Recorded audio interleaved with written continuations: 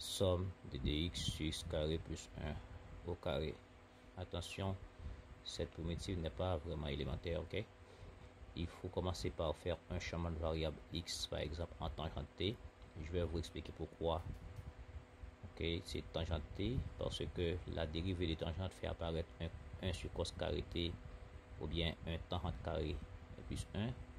Donc maintenant là, ici t ou bien valeur absolue de t doit être inférieur à pi sur 2. Ça veut dire t se trouve entre moins pi sur 2 et pi sur 2.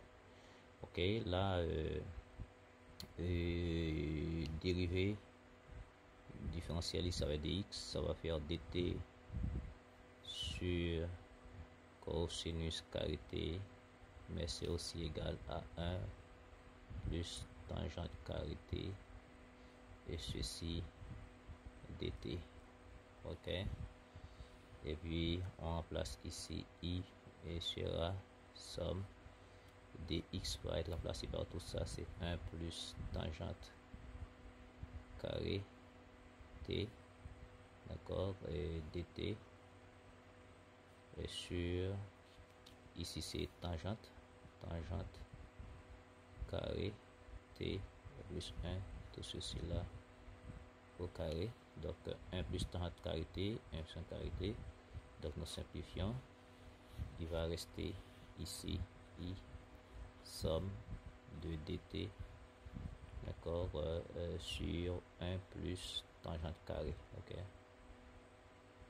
tangente carré t, et tout ceci vous donne cosinus carré t dt, que vous comprenez, d'accord, parce que cosinus carré t c'est toujours 1 sur 1 plus tangente carré t, d'accord, selon la trigonométrie circulaire. Donc dans ce cas ici il faut linéariser cette expression, donc i devient 1 demi somme de 1 plus cosinus de t dt, ok, donc ça fait i égale 1 demi par, ça va faire t plus 1 demi sinus de t, ok, une primitive, donc ça fait ça. Maintenant il faut retourner à l'ancienne variable.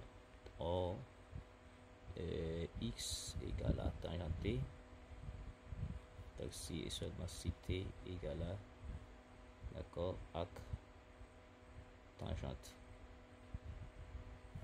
x, ok.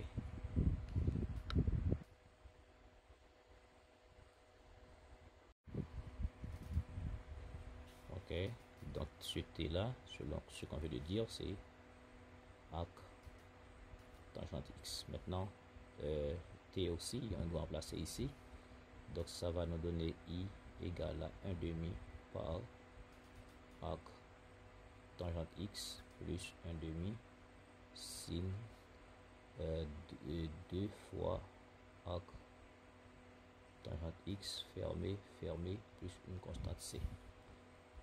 Donc ici c'est comme si là nous avons 2 sin alpha et sin 2 alpha, et c'est 2 tangente alpha sur 1 plus tangente carré alpha, ok.